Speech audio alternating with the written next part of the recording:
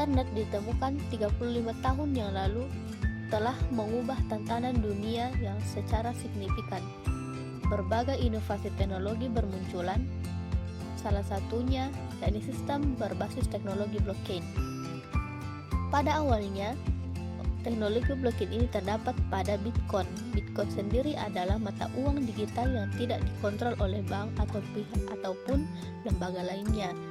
Teknologi blockchain bukan hanya satu server utama, namun jaringan komputer. Jaringan ini selalu melakukan pengecekan ulang data yang disimpan di masing-masing komputer jaringan, yang memungkinkan semua yang terhubung ke internet bisa bertransaksi tanpa adanya pihak ketiga. Walaupun pada awalnya teknologi blockchain ini hanya ada pada bidang keuangan, namun seiring berjalannya waktu, sistem teknologi blockchain ini merambah kepada bidang industri, bidang pendidikan, dan banyak sektor lainnya. Khususnya pada bidang pendidikan, sistem berbasis teknologi blockchain ini diimplementasikan multi-platform, mulai dari proses pembelajaran bisa dengan e-learning. Di sini mulai dari pendaftaran, presentasi nilai, prestasi dicatat dengan baik. Ada juga model khusus, ekstrakurikuler, dan lain sebagainya. Selanjutnya, administrasi termasuk keuangan bisa dihadirkan, bahkan bisa melahirkan cashless society. Di sini dihadirkan untuk melayani SPP, dana bos, uang jajan di kantin, perpustakaan, pembiayaan guru, pengembangan sarana dan prasarana. Kemudian, ada solusi marketplace khusus yang dibutuhkan di bidang pendidikan, seperti penyediaan buku, alat tulis, seragam, dan sebagainya. Selain itu, teknologi blockchain akan mempercepat penerapan ijazah non-kertas atau digital gold. Semua jenis ijazah ataupun sertifikat yang pernah dan akan dikeluarkan oleh lembaga pendidikan dapat disimpan di jaringan blockchain secara aman dan permanen. Selain penyimpanan yang permanen, data ijazah berwujud digital di blockchain dengan mudah dan cepat divalidasi keabsahannya, tanpa menghubungi langsung pihak lembaga pendidikan yang mengeluarkannya. Dengan kata lain, peran lembaga pendidikan dapat diperkecil atau dihilangkan sama sekali. Karena peranan kecil, maka rantai proses yang terjadi lebih cepat. Teknologi blockchain di bidang pendidikan juga dapat dimanfaatkan untuk memfasilitasi pembayaran antar lembaga. Misalnya, bukti pembayaran uang kuliah mahasiswa di bank telah tersedia di blockchain. Jadi, ketika mengikuti ujian, panitia dan pengawas ujian cukup memverifikasi keabsahannya saja. Tidak perlu membawa bukti berupa kertas, cukup dengan aplikasi khusus di ponsel pintar. Manfaat lainnya yakni dengan teknologi blockchain yang terdistribusi memungkinkan banyak pihak untuk terlibat mengawasi dari sistem pendidikan, sehingga kasus ijazah palsu dan lain sebagainya akan terdeteksi dengan cepat. Demikian juga terkait prestasi, nilai, karya tulis, dan lain sebagainya. Fungsi kepala sekolah atau rektor termasuk guru dan dosen tetap, namun mereka tidak bisa main-main lagi sebab semua sudah terlock oleh sistem.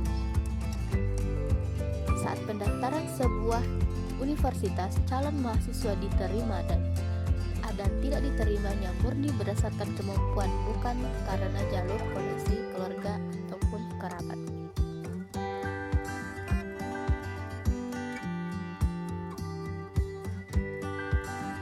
Kelebihan teknologi blockchain. Yang pertama, open source dan transparan. Penting untuk dimengerti bahwa kode blockchain itu sifatnya transparan. Jika Anda adalah seorang yang bisa membaca kode blockchain, Anda bisa memverifikasi sendiri kode apa yang tertulis.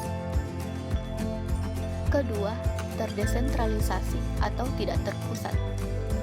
Teknologi blockchain menggunakan sistem cryptocurrency, yakni sistem yang tersebar di mana tidak ada satu orang atau satu perusahaan yang mengontrolnya. Kode blockchain tidak terletak di sebuah server pusat yang dioperasikan oleh sebuah perusahaan, tetapi tersebar di ribuan komputer di jaringan blockchain tersebut.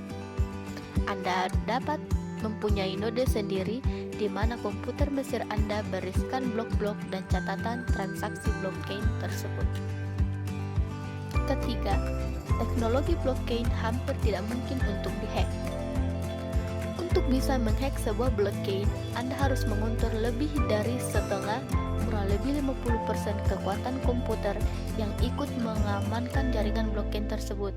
Artinya, Anda harus meretas seluruh jaringan komputer yang terhubung dengan blockchain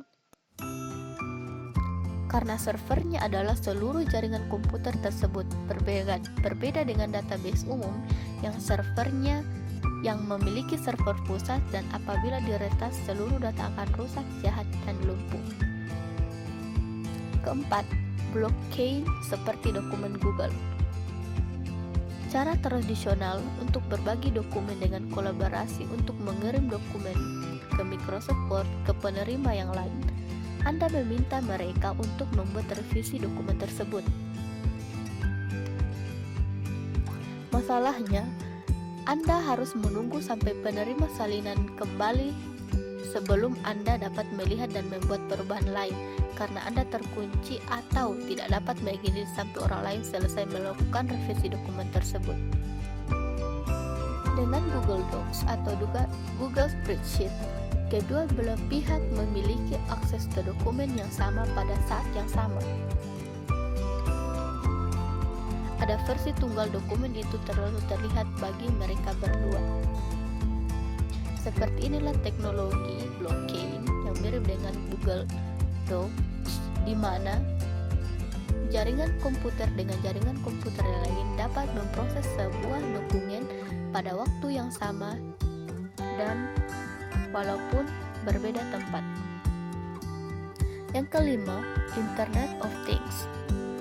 Internet of Things artinya di mana semuanya berjalan berdasarkan internet.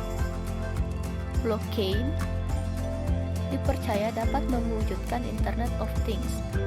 Misalnya, sebuah CCTV di kampus Anda akan mengambil gambar secara otomatis setiap 10 menit dan mendistribusikan fotonya kepada semua penduduk kampus. Smartphone Anda yang terhubung ke internet dapat memperlihatkan dosen Anda menuju ke kelas karena terlihat di CCTV. Blockchain menjalankan semuanya tanpa server yang tersentralisasi sehingga tidak pernah terjadi downtime. Terakhir, keenam, instan, aman, akurat, tahan lama, murah, dan efisien. Pengiriman data menggunakan teknologi blockchain terjadi secara instan dan efisien. Semua transaksi dan penyimpanan data terjamin keamanannya karena tereplikasi di seluruh jaringan blockchain, sehingga untuk mengubah suatu data maka si peretas juga harus mengubah data yang sama di semua komputer pengguna yang lain di saat yang sama pula. Hal ini sangat tidak mungkin untuk dilakukan. Blockchain bersifat seperti sebuah buku besar di mana semua transaksi bersifat transparan dan bisa dicek oleh semua orang sehingga memastikan kredibilitasnya. Tidak peduli kapan transaksi itu dibuat, kita bisa selalu melacaknya dengan mudah hanya dengan bermodalkan koneksi internet.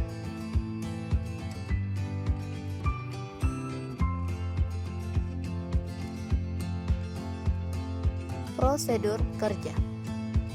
Sistem blockchain terdiri atas dua jenis record, transaksi dan blok.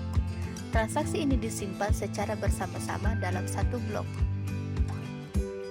Hal yang unik dari blockchain adalah setiap blok berisi hash kriptografi sehingga membentuk sebuah jaringan. Fungsi hash kriptografi adalah mengambil data dari blok sebelum dan mengubahnya menjadi context string. String ini memungkinkan sistem bisa mudah mendeteksi adanya sabotase. Artinya, setiap blok tidak perlu memiliki nomor seri.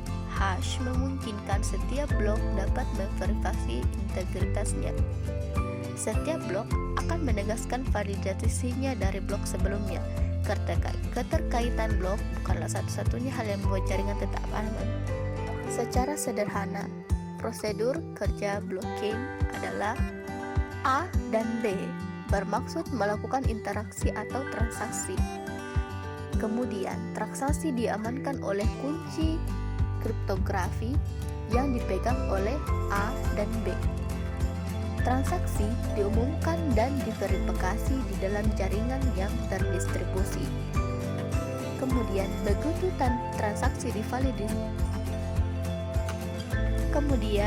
begitu transaksi divalidasi, informasi transaksi tersebut akan dicatat dalam sebuah blok yang baru, blok AB.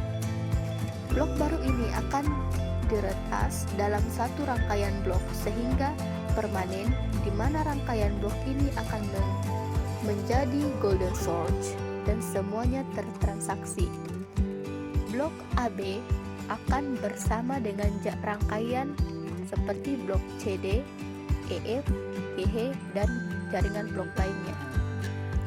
Kemudian, tahap akhir adalah transaksi A dan B selesai atau dapat terlaksana.